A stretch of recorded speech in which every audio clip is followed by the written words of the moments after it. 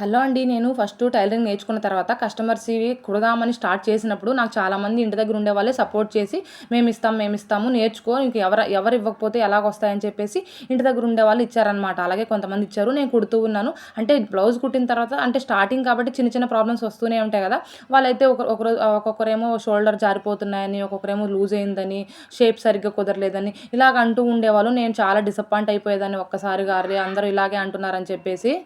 ఇంకా ఆ తర్వాత కొన్ని రోజులు మళ్ళీ మానేసేదాన్ని. ఎవరివి కుట్టేవి కాదు. అప్పుడేమో మళ్ళీ వాళ్ళని వీళ్ళని చూసి లేదు ఇలాగైతే కుదరదు. కుడుతూ ఉంటేనే కదా వచ్చేది. వాళ్ళు అంటూనే ఉంటారు కదా! వాళ్ళ దగ్గర డబ్బులు తీసుకోవద్దులే అని చెప్పేసి నేను ఇంక వాళ్ళ దగ్గర డబ్బులు తీసుకునేదాన్ని కాదు. కుదరలేదనే వాళ్ళ దగ్గర డబ్బులు తీసుకునేదాన్ని కాదు. కుదిరాయన్న వాళ్ళ దగ్గర మాత్రమే డబ్బులు తీసుకునేదాన్ని. బాగున్నాయి, బాగా కుదిరాయని చెప్పేసి. ఇంక నేను కామ్‌గా ఉండకుండా ఆ ప్రాబ్లమ్ ఏంటో తెలుసుకునేదాన్ని. నాకెందుకు ఇలా వస్తుంది అని చెప్పేసి ఫస్ట్ తెలుసుకునేదాన్ని. అంటే లూజ్ ఎందుకొస్తుంది? షోల్డర్‌లు ఎందుకు జారిపోతున్నాయి? అవన్నీ వీడియోస్‌లో సెర్చ్ చేసి నేను ఇంక అలాగే పర్ఫెక్ట్‌గా అలాగే చూసి చూసి కుట్టేదాన్ననమాట. అప్పుడు బాగా కుదిరాయి అని చెప్పేసి అనేవాళ్ళు. అప్పుడు నాకు ఫుల్ హ్యాపీ అనిపిచ్చేది.